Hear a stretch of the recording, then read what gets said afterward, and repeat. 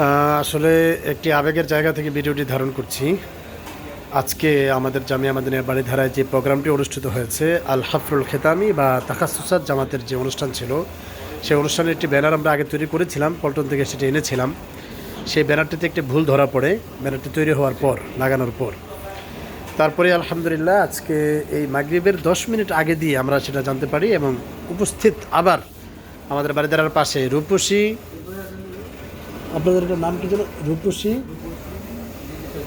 Digital print, রূপসী Bangla digital print, আমি তাদের প্রতি কৃতজ্ঞ, অনেক ধন্যবাদ তাদেরকে, মোবারকবাদ। আমাদের বাড়িধারার পাশেই এটি, তাদের কাছে আমি আসলাম এই 3-4 মিনিটের ভিতরে আলহামদুলিল্লাহ তারা কিন্তু প্রিন্টে লাগিয়ে দিলেন এটি, সেটি আমরা এখন দেখতে পাচ্ছি। এই ভাইকে ধন্যবাদ জানাচ্ছি, তিনি কিন্তু বেশ ভালো। ভাই আপনার নাম? তানজিল ভাই, আপনাকে মোবারকবাদ, আপনি দ্রুত কাজটি করে দেওয়ার জন্য ধন্যবাদ। সাথে এই ভাইও ছিলেন, তিনিও কিন্তু এখানে সহযোগিতা করেছেন কথা দিয়ে। আর ওই পাশে আরেকজন ব্যক্তি আছেন, তিনি সম্ভবত মালিক পক্ষের কেউ হবেন, আমি জানি না। হ্যাঁ, তো তিনি মূলত বলে দিয়েছিলেন যে জলদি করে করার জন্য। আমি তাকে এসেই বলেছিলাম ভাই আমাদের দ্রুত দরকার, তিনি কিন্তু দ্রুতই কাজটা আলহামদুলিল্লাহ করে দিয়েছিলেন।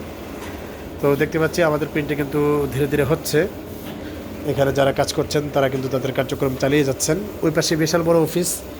এই প্রিন্টের মেশিনটি একটু আগে আমি জানতে পেরেছি বেশ ভালো দাম।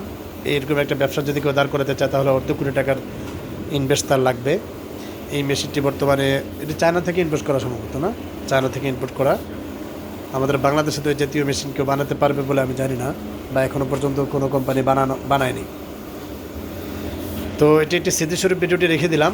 এই ভিডিওটি হয়তো কখনো আমি দেখে আনন্দ পাবো যে দ্রুত কাজটি করেছিলাম এবং সেই কাজটির মাধ্যমে আসলে আমরা একটি প্রোগ্রাম বাস্তবায়ন করেছিলাম আলহামদুলিল্লাহ। তো আজ এই পর্যন্তই। আসসালামু আলাইকুম।